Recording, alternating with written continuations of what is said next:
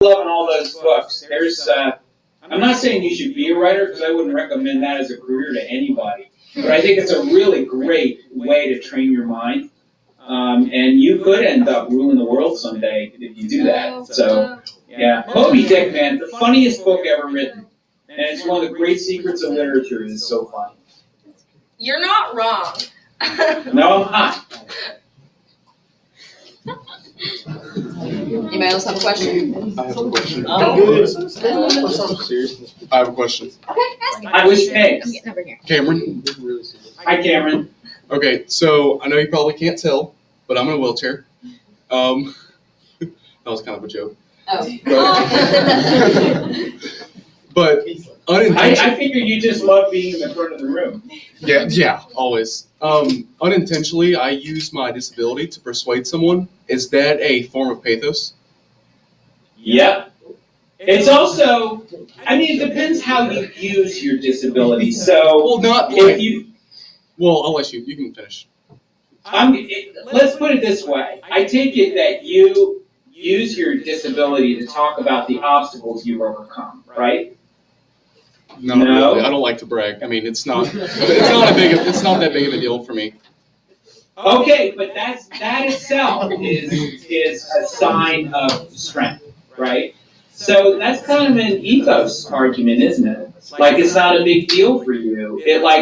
For those of us who haven't spent time in a wheelchair, that is kind of a big deal. Like we might wonder what it would be like, and it sounds hard. The fact that it's no big deal for you, that's ethos. Pathos is when you're trying to win sympathy. Right? So how do you use your wheelchair in persuasion? I don't really know. I can't really explain it. Threaten Miss Ford to call the principal because you fell out of your chair and you give a blame. Yeah, I fall out of my chair in some classes just for fun, just to mess with the teachers. But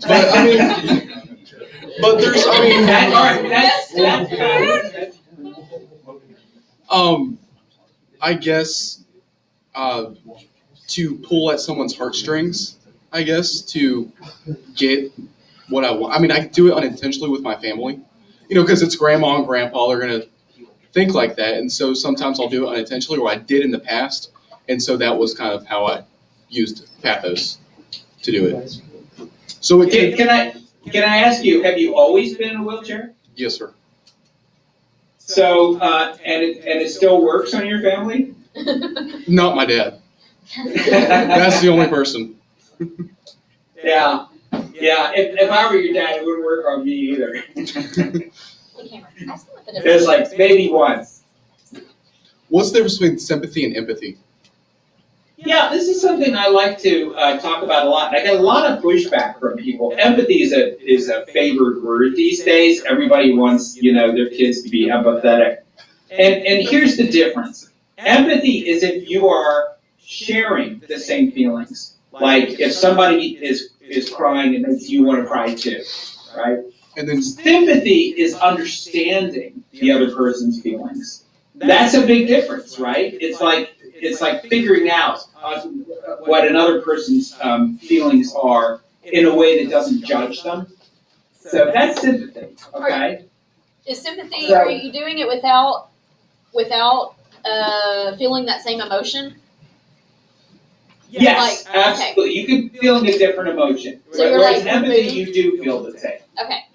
so you can Yeah, go ahead. So you can use sympathy to persuade someone because you're aligning yourself with their emotions by over-exaggerating how they feel to make them not feel that way, kind of. That's one technique. Absolutely. I call that setting a backfire, where you over sympathize. Yeah, That's one way to do it. Another thing you can do is to try to change the person's mood, which is the first goal of persuasion. Yeah. So, and how can you do that if you don't really understand what their mood is? And then I have one more question. Are you trying to persuade us right now? All the time. Okay. But how? But can you guess how? Not really. No, I can't. Okay. So here's the hardest thing for me with you guys. It's decorum. So Yeah. I'm an old guy.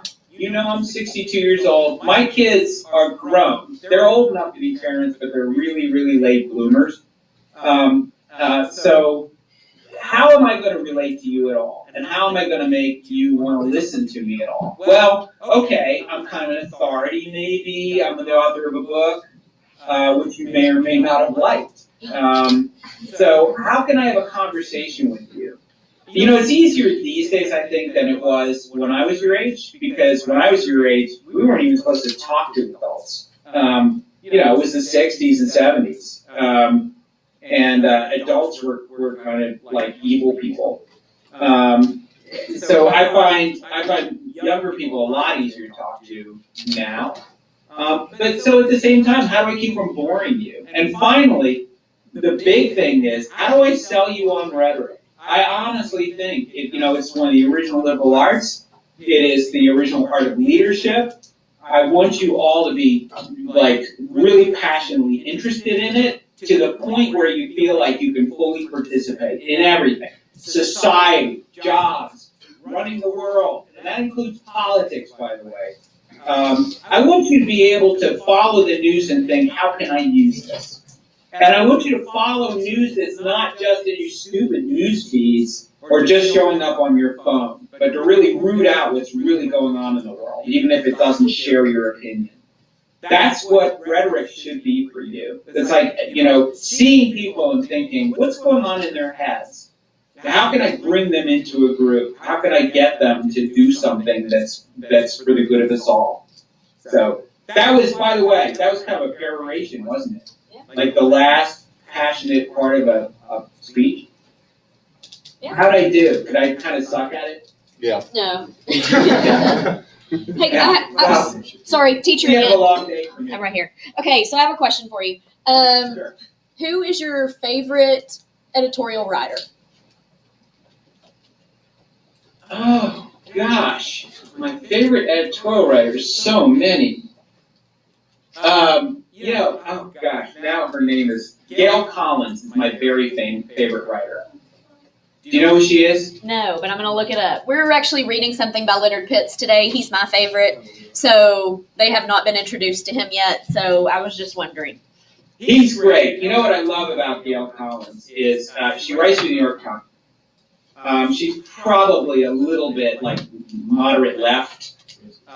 What I love about her is that she can write about an apocalypse with money. Oh, good.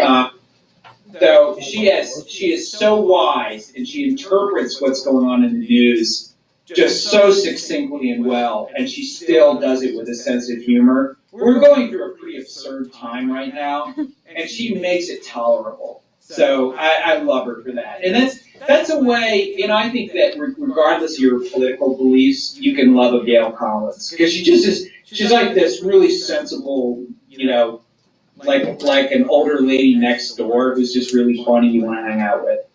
I don't know if you want to hang out with an old lady next door, but that's a different question. Yeah. Why not? Yeah, there's so many good. I mean, I follow lots, but she's the one I find. She's the one I actually search for, where the rest I kind of get, in my feed. Y'all have any other questions? Okay. In your perspective, how do you feel your kids felt growing up with you being such a well-known author and an editor? Who's asking that question? Who are you? My Where name are is you? right here. What's your name? Alyssa. Hi, Alyssa. First of all, I'm not sure I'm a famous author now. I live in a town of 300 people, and most of them think that I'm this lame guy in a cabin who lives off his wife's income, because my wife is a fundraiser, she dresses up. And I actually, believe it or not, I put a shirt on for this Skype in, so I'm not that well known in my town of 300 people here. And when the kids were growing up, I was a magazine editor and I was a manager. I had really good jobs, but I mean, people didn't know who I was, and they still kind of don't. The thing is, I don't think being a writer is a great way to be famous. you know, but I don't have a face for Hollywood, so what can I say? So, and you know what, on the other hand, I did write about my kids a lot.